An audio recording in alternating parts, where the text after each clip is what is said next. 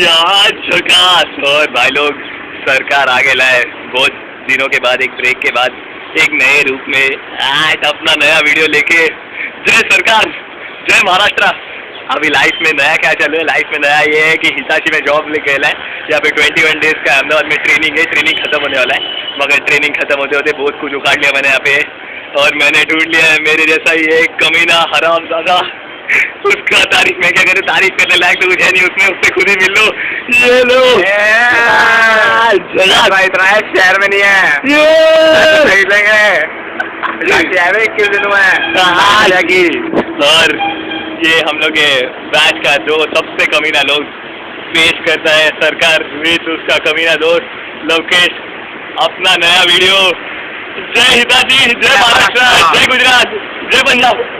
अरे नीतू का क्या है? दिल्ली, जय दिल्ली।